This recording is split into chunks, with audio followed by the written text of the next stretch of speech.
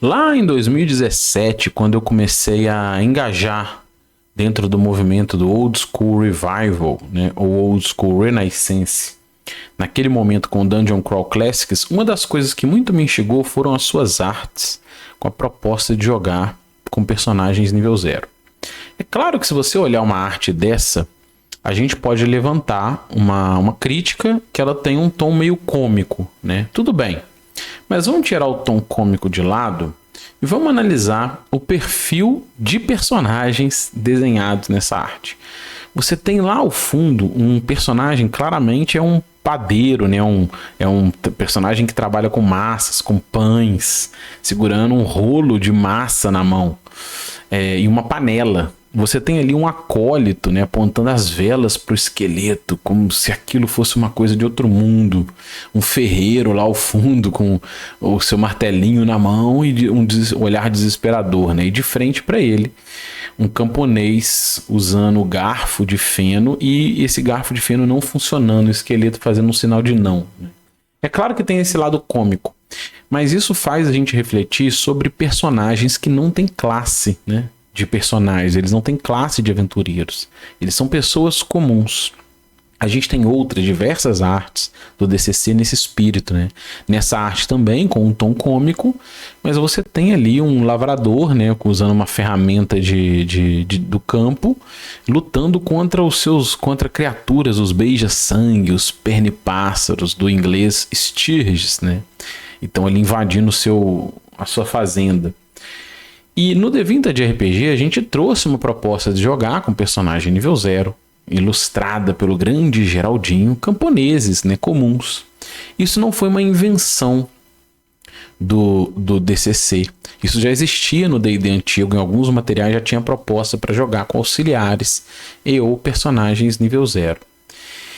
E um dos pontos, né, dessa chamada é a gente pensar que você pode começar com personagens sem classe, personagens nível 0 ou personagens nível 1, começando na sua carreira de aventura, e navegar ao nível do heróico, né? Do 0 ao heróico. E é esse o tema do nosso vídeo de hoje. Salve aventureira, salve aventureiro, bom dia, eu sou o Kiral. E hoje a gente vai trocar ideias sobre essa proposta do 0 ao herói. E de quebra a gente vai trocar um XP adicional de que você não é um herói ou uma heroína. Mas para começar, eu vou fazer aqui uma busca, né? Uma proposta. Quando você estiver pensando em o que é um herói ou uma heroína, né? O que é isso? Então a gente tem várias formas de olhar para esse conceito. Se a gente for nos dicionários, a gente vai ver que uma das propostas é você pegar a estrutura da mitologia, né? O herói é um semideus ou uma semideusa, né? Vem do latim heros, que tem a ver com o personagem protagonista de uma obra narrativa ou dramática, geralmente filho ou filha de um deus, ou uma deusa com um ser humano ou uma ser humana, né? Que realiza feitos em nome da honra e da glória. A gente tem, por exemplo, um dos mais famosos, o Hércules, filho de Zeus. A gente tem o Aquiles, que é filho de uma ninfa com o rei. E são personagens dessa mitologia que tem esse sangue sobre-humano, né? E são protagonistas das obras narrativas ou dramáticas.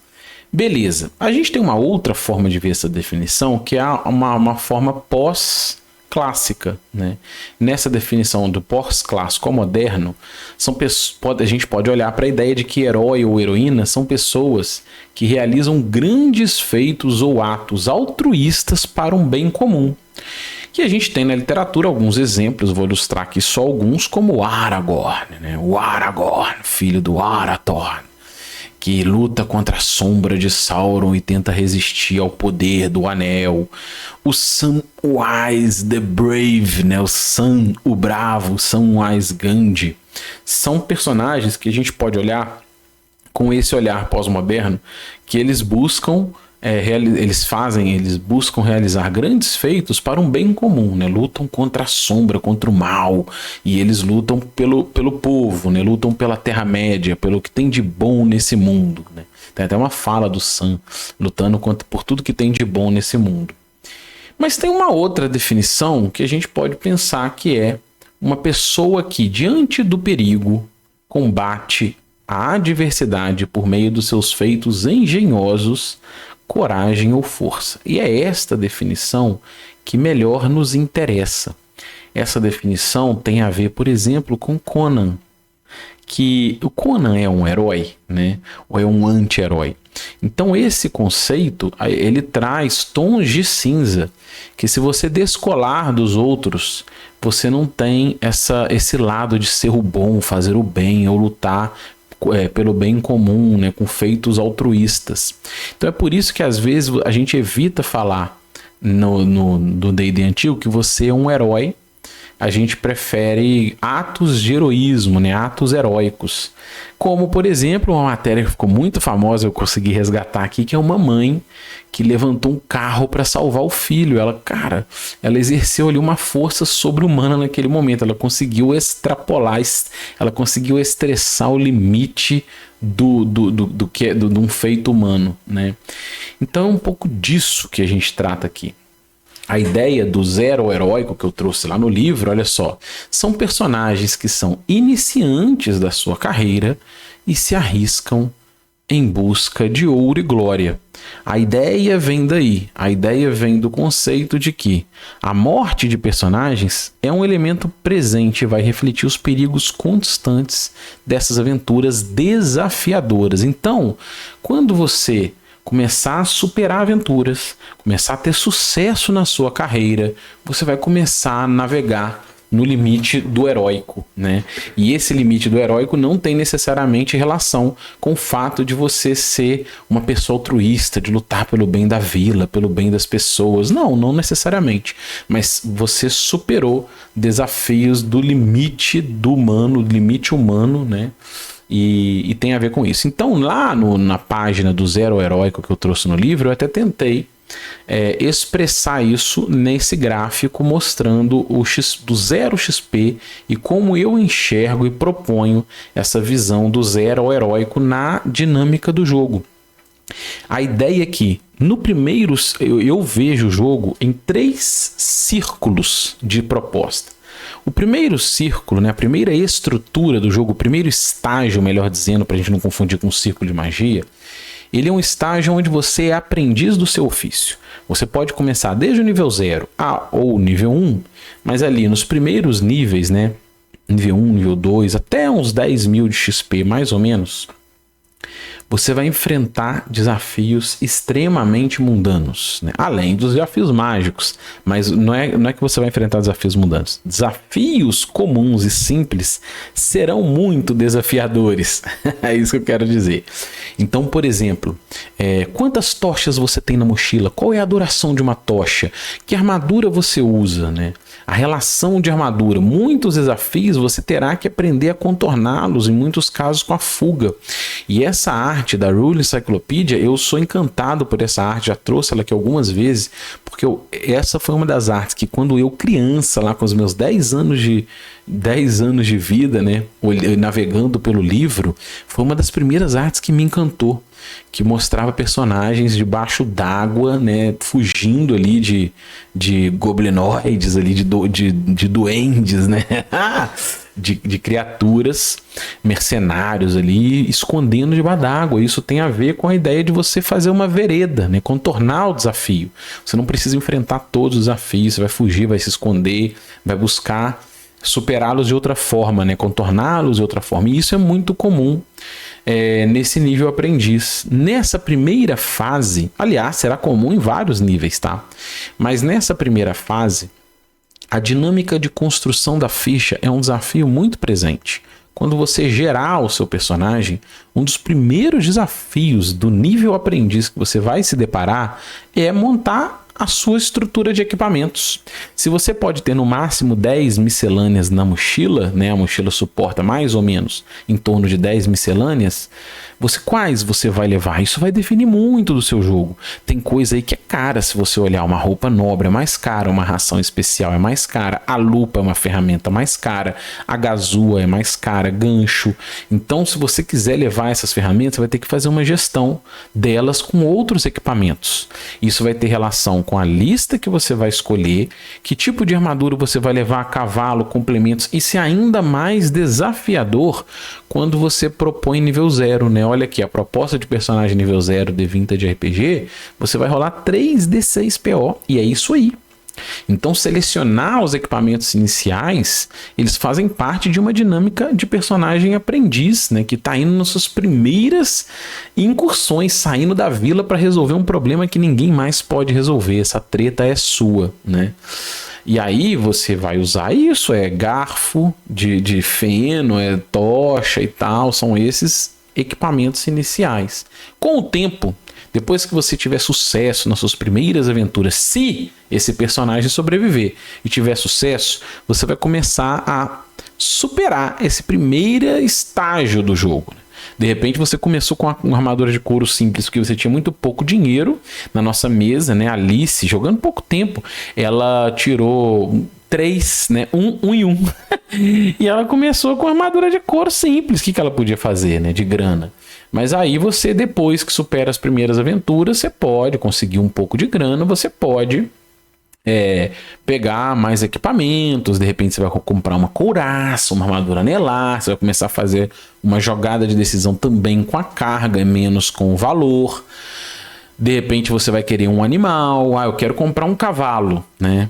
Um cavalo de corrida, por exemplo. A gente vai fazer uma viagem longa, 7, 10 dias de viagem. Você tem um cavalo, você tem uma carroça, esse tipo de recurso, né, ele faz parte da superação do primeiro estágio de aprendiz. Então vai chegar um momento em que essa escala ajuda a ilustrar isso bem. Vai chegar um momento em que você não vai ter mais tanto problema com comprar uma carroça ou um cavalo, de ter armaduras boas, de comprar água benta, né, auxiliares. Nesse estágio, esse personagem vai começar a apresentar naturalmente o que a gente chama de marcas da aventura.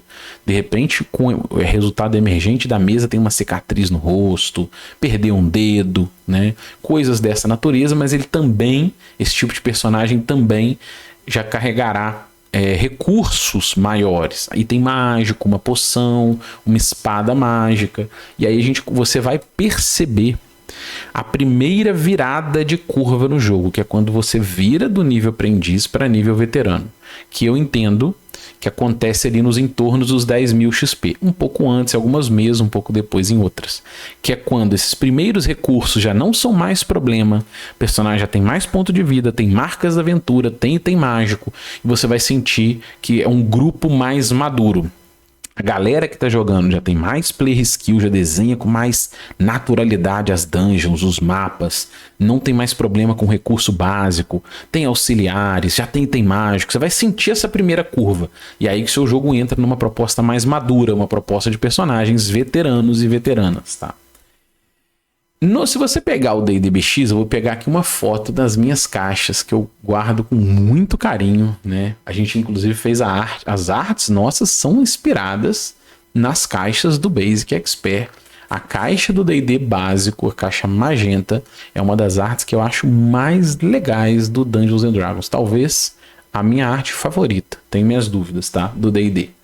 Mas beleza, isso dito, se a gente pegar a caixa básica, ela tem, por exemplo, vem dentro da caixa esse módulo, que aqui eu trouxe um mapa atualizado, né, da The Keep on the Borderlands. Se você pegar esse mapa atualizado ali e olhar a escala dele, a escala do mapa como um todo, ela tem em torno de 3 milhas ou 5 quilômetros, né? Então, apesar dele ter colocado em Hex e no livrinho da aventura original ele era um quadradinho, essa escala ela cabe dentro de um hexágono clássico do Dungeons and Dragons ou The Vintage RPG. Se a gente pegar no nosso livro, por exemplo, como ilustração, os hexágonos são na escala de 5 milhas. Então significa que toda essa área, todo esse bioma, né, a área do pântano, as montanhas, a caverna do desconhecido, as cavernas do caos, toda essa área, ela seria mais ou menos um pedaço, meio hexágono, né? Mais ou menos ali dentro de um hexágono de Ermos, The Vintage RPG ou D&D clássico. Então significa que personagens iniciantes na sua carreira fazem incursões bem nos arredores do Marco Seguro. Não vão muito longe, é coisa de algumas horas de viagem, né? Você não vai viajar mais do que um dia normalmente na proposta clássica do D&D BX.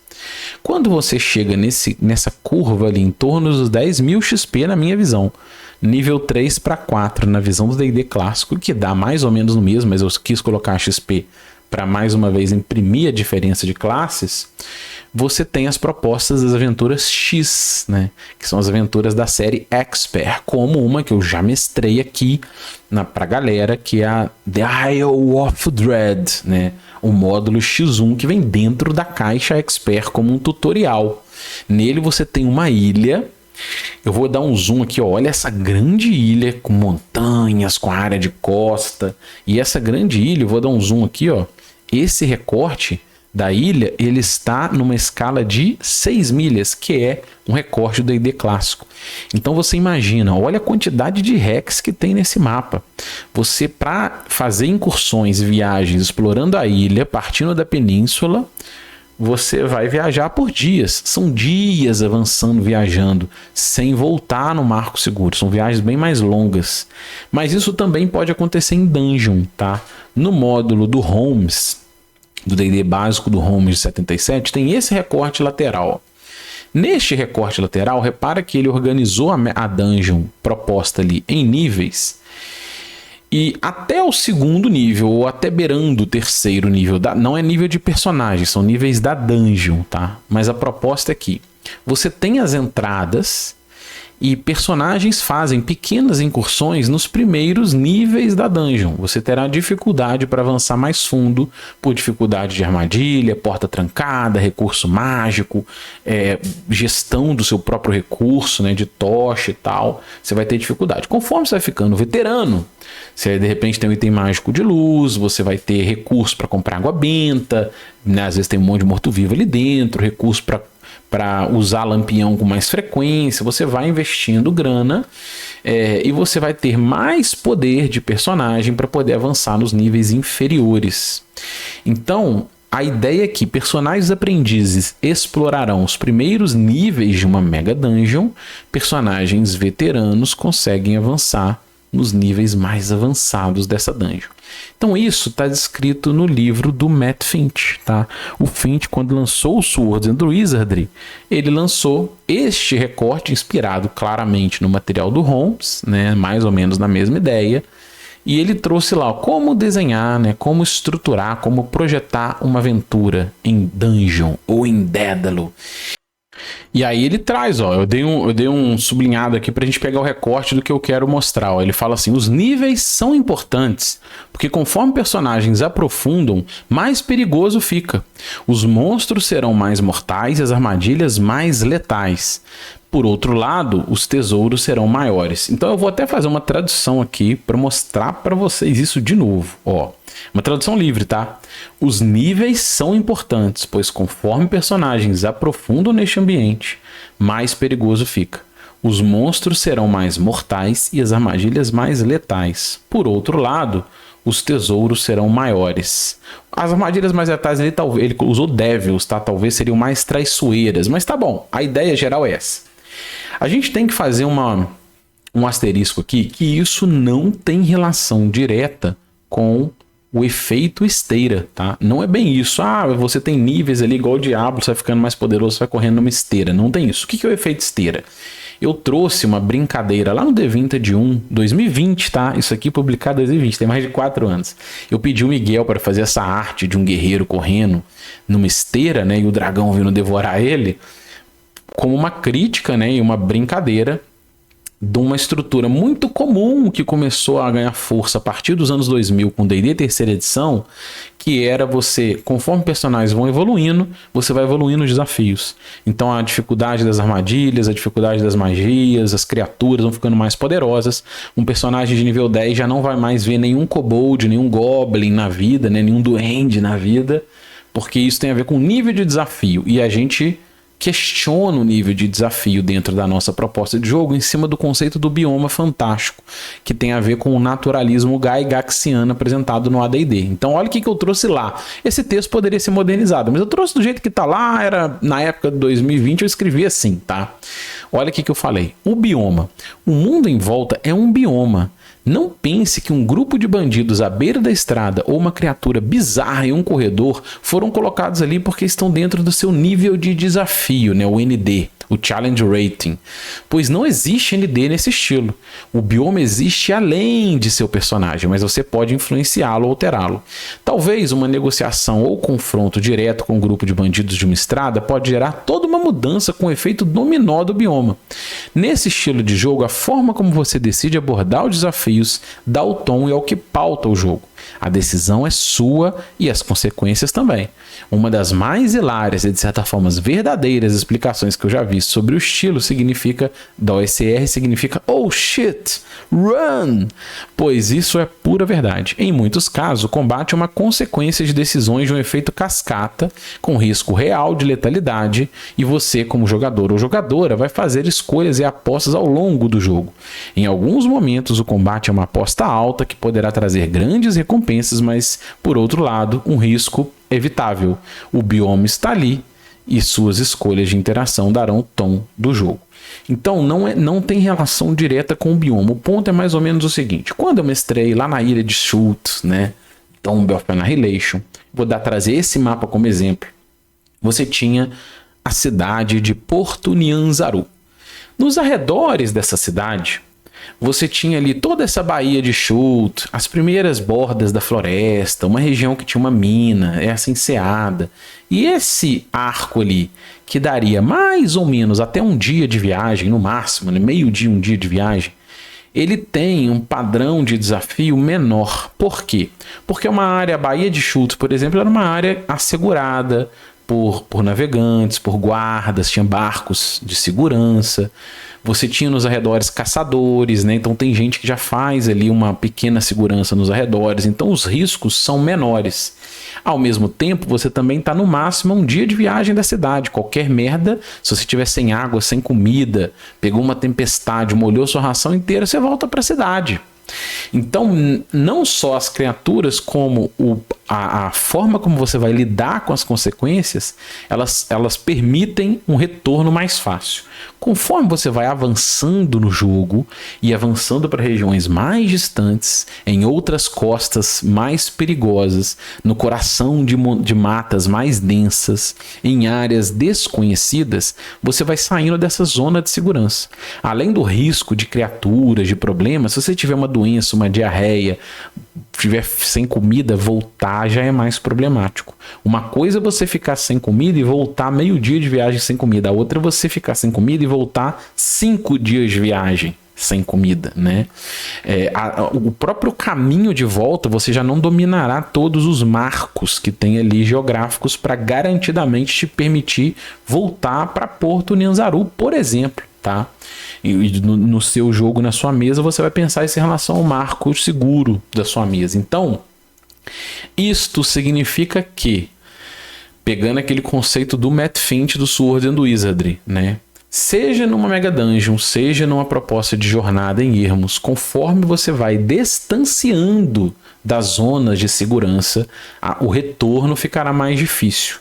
Então, além de você ir lidando cada vez mais com o misterioso, com o desconhecido, com criaturas sinistras, você também vai lidando cada vez mais com a dificuldade do retorno. É assim que eu enxergo a coisa, né? Então isso é o bioma, não tem a ver simplesmente com o efeito esteira, mas são problemas, às vezes o mesmo problema, uma falta de comida, porque choveu.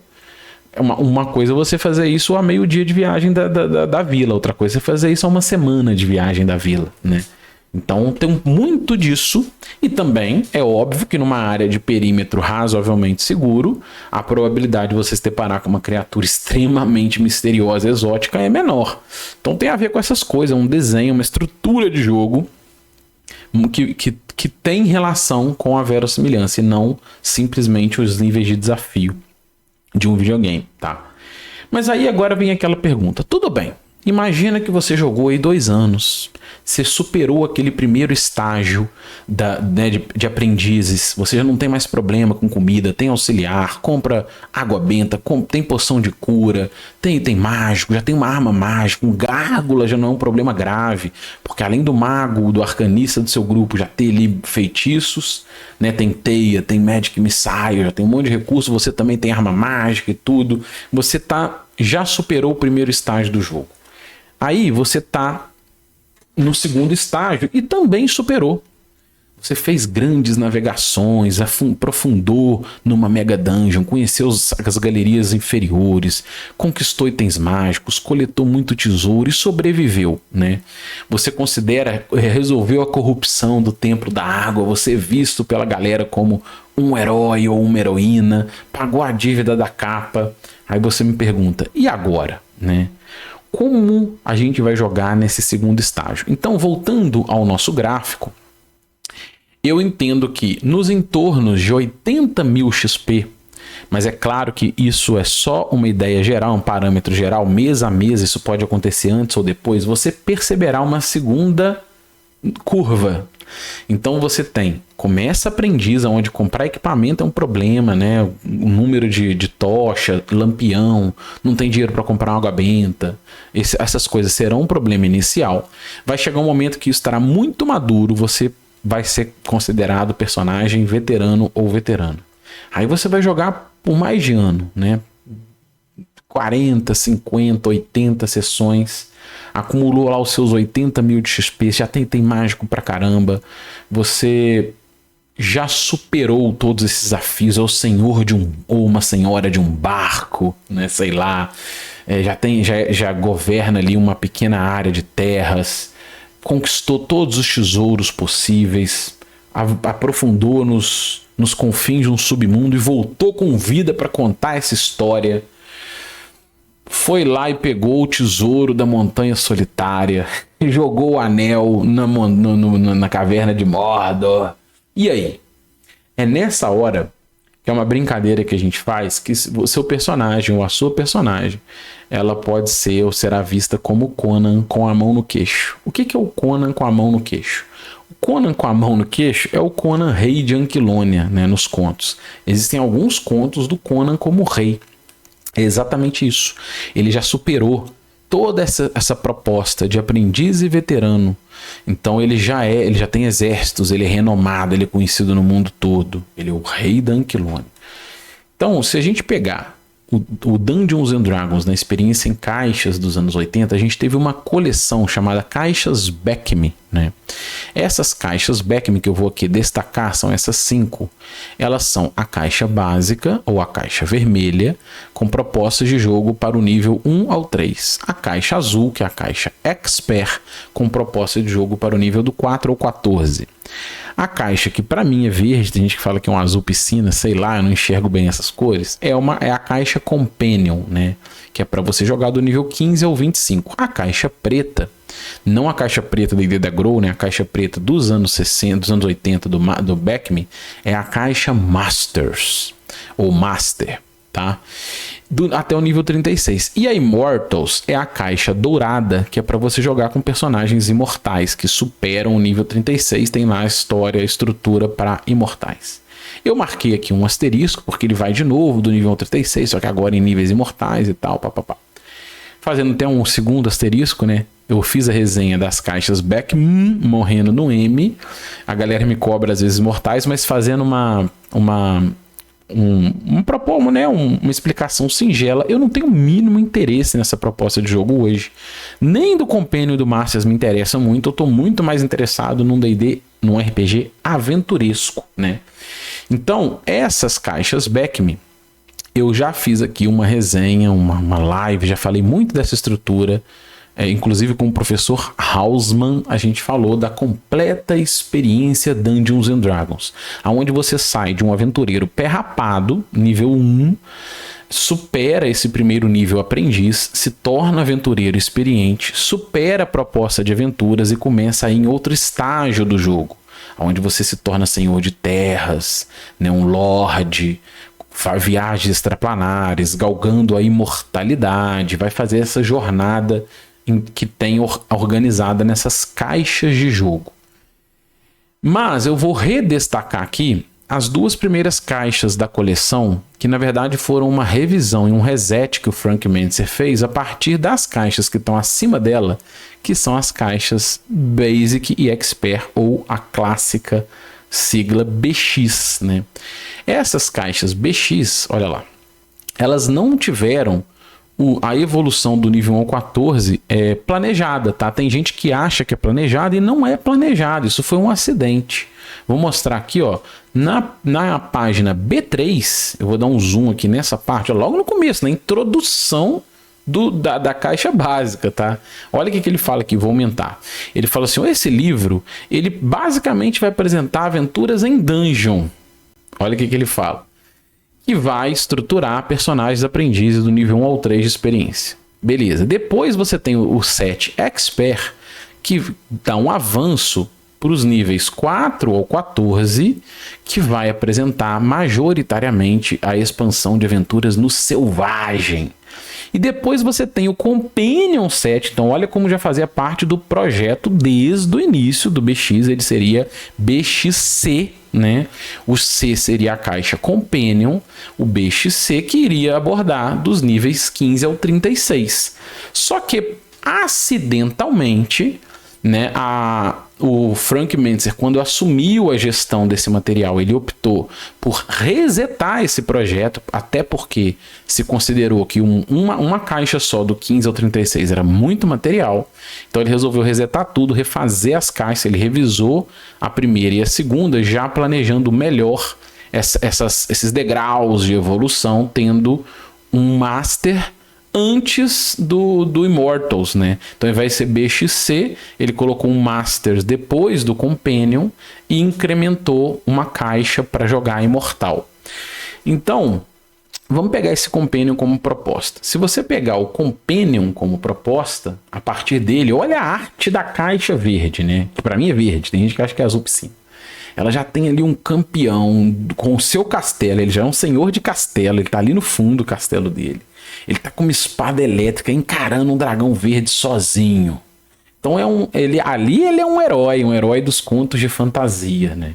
Então as caixas Beck me tratam muito disso. Você vai ter o que nesses materiais? Você vai ter regras para combate em massa, né? Os reis, os senhores, as rainhas, os lords de grandes exércitos. Você vai ter uma estrutura muito mais avançada para poder fazer gestão de domínio de terras, o controle disso, como é que faz essa manutenção.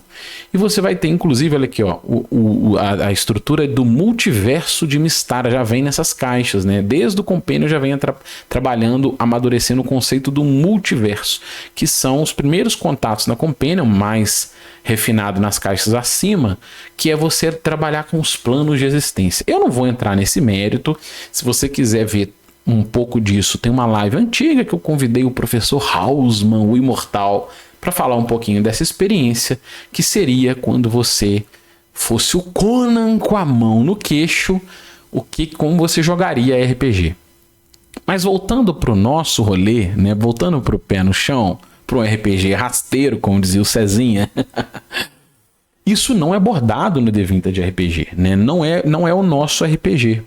Qual que é a ideia? Se a gente pegar de novo esses estágios da evolução, o que eu proponho no D20 de RPG? A gente tem a proposta de personagens aprendizes, em que você pode começar do nível 0 ou nível 1, e você vai ter essa primeira experiência de aventuras, né? São as primeiras experiências, com sucessos e fracassos. Tem gente que com 2, 3 aventuras já tá ali nível 2, né? Um jogo bem mais acelerado. Eu já apresentei aqui recentemente o Muster. Ele fala que do nível 10, de 10 a 20 sessões ele subiu um nível. Então tem gente que vai ter uma experiência mais horizontal. Com 1 ano de campanha, quando eu mestrei The Isle of Dread, a galera chegou no nível 3 depois de 40 sessões, né? O mago. Então, isso você vai trabalhar na sua mesa, na sua proposta. Pode ser mais acelerado ou mais horizontalizado, mas a ideia é você ter essa primeira experiência, essas primeiras experiências de personagens aprendizes do seu ofício. Você vai sentir essa primeira curva de evolução quando esses personagens não terão mais tanto problema para lidar com ração, com tocha, com carregar equipamento, com ter burrico, né, o carroça, barco. A galera já vai ter item mágico, já vai ter arma mágica, vai ter poção, vai ter pergaminho. E aí você vai sentir que a galera já é madura, tanto personagens quanto jogadores e jogadoras, né? A galera já vai estar num nível ali, vai dominar, vai ter aquele saber da aventura que eu coloquei no livro. E aí você vai ter personagens que são considerados veteranos e veteranas em aventuras. Começando ali nos entornos dos 10.000 XP, e você vai ter possibilidade de jogar longas campanhas com esse tipo de personagem também, né? Porque conforme o XP dobra, você vai demorando mais, e isso é normal e é do jogo, e que bom, né? Se você acelerar isso muito rápido também, você está matando a sua mesa rapidinho. Beleza. E por fim, você tem um ventilar ali dessa proposta notável nos entornos de 80.000 XP, em que ainda é possível se aventurar, ainda é possível ter experiências de aventureiro, mas você já será muito mais próximo do que é o Conan com a mão no queixo. E você sentirá na sua mesa, com personagens e tudo, quando não faz mais sentido se aventurar, né? Aquela grande pergunta. Cara, eu já enfiei nos confins do mundo, trouxe aqui o cetro de um elemental, o cetro do elemental, o cetro de um arquilite, viajei para os limites do desconhecido, para as bordas do mundo, e não faz mais sentido me aventurar. Beleza, você venceu no jogo, né? No D20 de RPG, o Conan com a mão no queixo já é um NPC.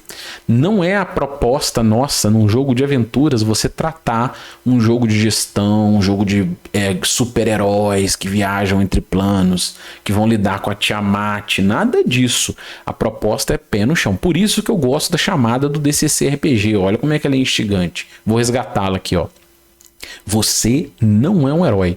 Você é um aventureiro, um salteador, um larápio, um matador de hereges, um bruxo de lábios cerrados que guarda segredos há muito esquecidos. Você busca ouro e glória conquistados com espada e feitiçaria, fermentados no sangue e suor dos fracos, dos sombrios, dos demônios e dos derrotados. Há tesouros a serem conquistados nas profundezas e você os conquistará. Então, cara, voltando aqui, é por isso que eu falo que este é um RPG de tom aventuresco, né? O que é aventuresco do dicionário? Em que algo envolve aventura, ousadia, sorte ou risco. E aí eu vou fazer a minha customização.